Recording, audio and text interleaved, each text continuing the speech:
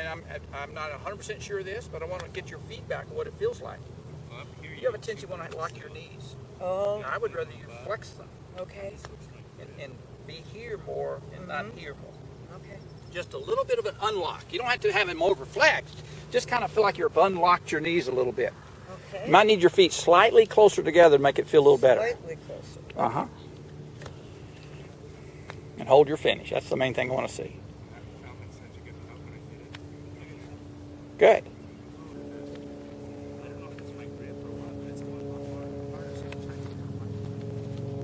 Okay. Okay, Barbara, I'm going to look at your putting technique, and on the left was your, at the beginning of our putting session, before I did any adjustments to anyone's putting stroke. I'm going to compare you to Tiger Woods. First, let's look at your setup. You can see that the main difference between your setup and Tiger's and other players that you might see on tour is your stance is very, very wide. If I looked at all the LPGA women putters or men putters, and I looked at the width of stance of the professional, either woman professional or men professional, if I looked at the one that had the widest stance on tour, yours is wider than theirs. So I believe that you might have a little better performance over time if we slowly and incrementally start bringing our feet a little closer together. I don't want you to make a drastic change, but I would recommend that you bring your stance in a little bit closer. Now let's look at Tiger putt the ball as he takes it back. He strikes the ball. Now his eyes are looking down as he continues forward. His eyes are still down. He hasn't turned to watch the ball roll away. He'll putt and he'll come to a complete stop with his finish, and he'll hold his posture. He'll hold his spine angle. He'll hold the putter in that same place that it stopped. He won't recoil it back. He'll then turn to look, and while he's looking, he's still holding every position. He's holding his spine. He's holding his putter, and that's the classic top level fundamental in the Pro Tour. So let's look and see what your tendency is to do. I like the fact that you are not wristy. You have a nice arm swing right there. I like that a lot. As you hit the ball, you have your eyes down looking at the ball, but you do have a tendency to let your head turn and watch the ball roll away. And then your putter comes to a stop there. So very good.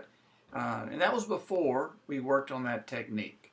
On the right, I had you bring your feet slightly closer together and unlock your knees. You had a tendency to stand with your knees locked. And so you flexed them a little bit. I don't want, but just a little bit of flex in the knees. Just unlock them and get your feet a little closer together. And so you did that really good. As you took the putter back, came through, you were working on keeping your head down and your eyes down for a moment or two before you turn to look. Excellent, doing that very, very well. That's what we worked on, was the putt, hold, and then look. I like the flex in your knees on this stroke. Very good. Like this one, Billy? Yes. On this putt, you started with straight legs, but then you remembered and you unlocked them and got into a really good posture right there. That's a good setup. I think you gotta go straight at it. Good putt. Good putt. All right. And then this is that classic putt where you started with straight legs, but then you kept flexing them. You started getting comfortable with the flexed knees.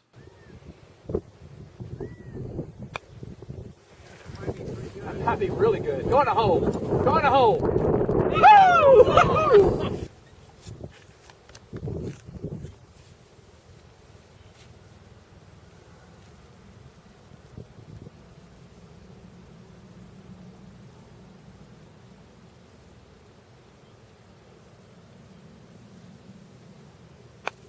Yeah, if you can split Larry and I, you're in the hole.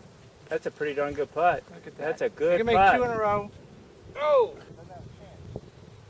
Gotta go past the hole. I like that. That was a good result. That's good. Make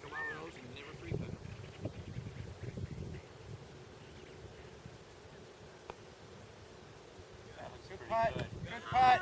Good there. 3 in a row. Oh! Rotate.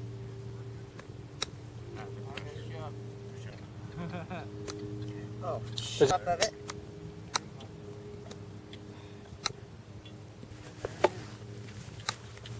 Notice that your hands are on top. Okay? When you finish, I want them in the same place, and you have a tendency to want to be like this. So I want you to finish right here. That's the pose I want you to have. Okay. So do a practice swing, not a ball yet. Okay. Swing to this pose. See, now I'm So you have a little tendency to want to bend this left wrist, and I want you to just turn your body. your body through. Hold that finish and just swing your sternum. Oh, that's perfect. Do that again. Hold it right there. Perfect. Swing.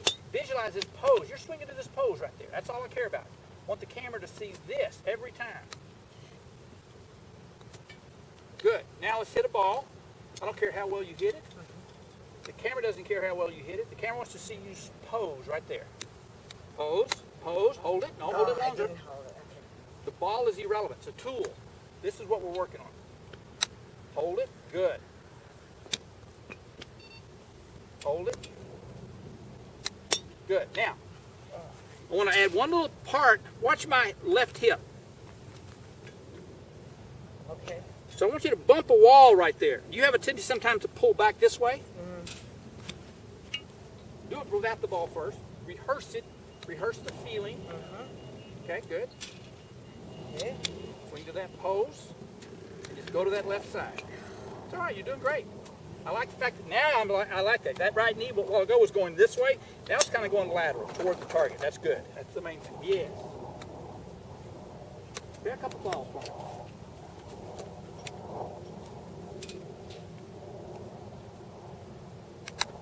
Good. One more. Do a rehearsal and shorten the backswing back just a little bit. So it's a little shorter than what you've been doing, but I still want that pose. Yeah, there you go. So softer backswing, but the same pose. Good. Very good. Okay, Barbara, now I'm going to look at your chipping stroke, and on the left was your chipping technique before we made adjustments. I'm going to compare you to Tiger. First, let's look at the setup. I like the fact that your feet are close together. You have nice extension in both arms, just like Tiger does. Everything looks pretty much the same. There's one small difference that I think is an important difference for you to adjust in your setup. Tiger is, I'm going to draw a box from the center of his ankles to the top of his head. I'm going to do the same for you. When you hit a short game shot, you want to choke down, and I believe that's what you're doing. But you also want to preset yourself to the left. You want to shift your weight so that you have more weight on your left side than your right side. And when you look at Tiger, you can see that he has more weight on his left foot than he does his right foot. All right, so let's take Tiger back and see what his movement is as he comes back. He also keeps it in his backswing. While his club is going to the right, he's still keeping his weight on his left. You can see how these legs are angled this way. So he's not going to sway to the right. Then as he comes through,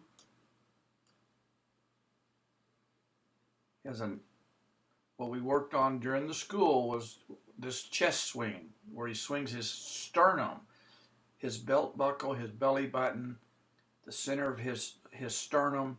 His hands right now are right in front of his body, right in front of his sternum. So this is a connected swing. You can even see his right knee and right hip turn right there. As you go through, as you take it back,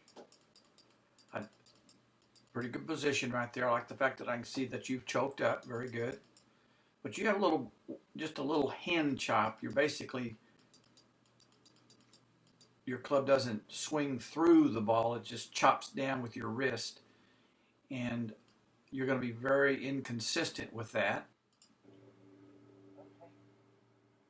So that one there, you hit a little bit cleaner, but it's always going to be a hit and miss. You're never going to be really consistent. You're not only going to be inconsistent with contact being solid, but you're going to be inconsistent with how hard you hit it. You're really not doing anything to control the amount of force that you use. Whereas when you use this chest swing that Tiger's using, and all the top players, all the PGA players, all the LPGA players, they use this body swing with very quiet hands, and that's what you're going to want to work on. Okay, now we're going to look at your swing on the right, which is after we made some adjustments, trying to feel a more connected swing, and try not to have too much wrist angle and wrist action and hand action. We want to quiet hands.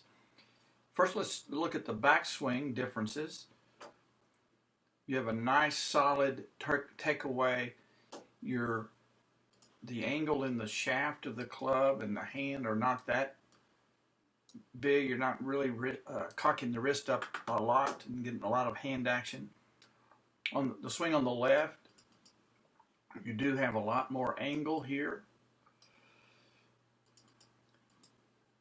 Now you are going to want some angle when you start hitting higher pitch shots, but not for little small bump and run chip shots. You're going to want a very minimal amount of wrist hinge. So that's very good.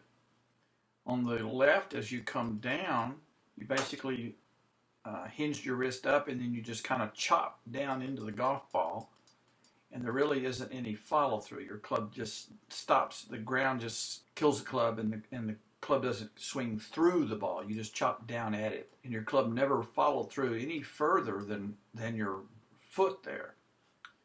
Now with your new technique, you're sweeping more, almost a putting stroke. Look at that. Very, very good. Swinging through the ball.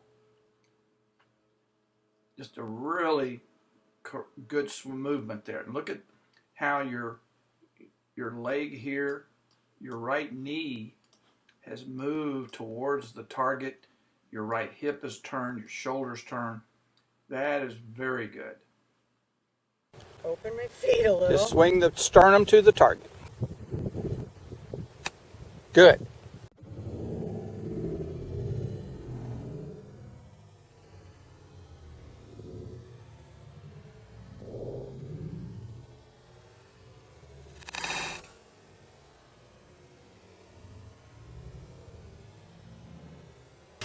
I really like the practice swings you did here. You had a nice body swing, swinging the sternum through, not stopping at the ground, but sweeping through. On the grass. This is a tough lie. It's in that high grass. You made a very nice shot. I really like the fact that you're doing a lot of rehearsals of this new move instead of just chopping it with your hands, swinging your body to the target. And that's important. Do several rehearsals to reinforce the new feeling so that you learn to use it.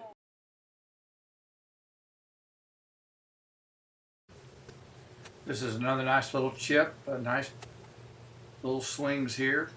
I mentioned after the shot that your backswing was just a little bit long, but the technique was very good. You hit through the ball. You went a little bit further because your backswing was a little bit long, but you hit through the shot. You're not chopping anymore. Again, you took very good practice swings, reinforcing the new motion of swinging your body to the target.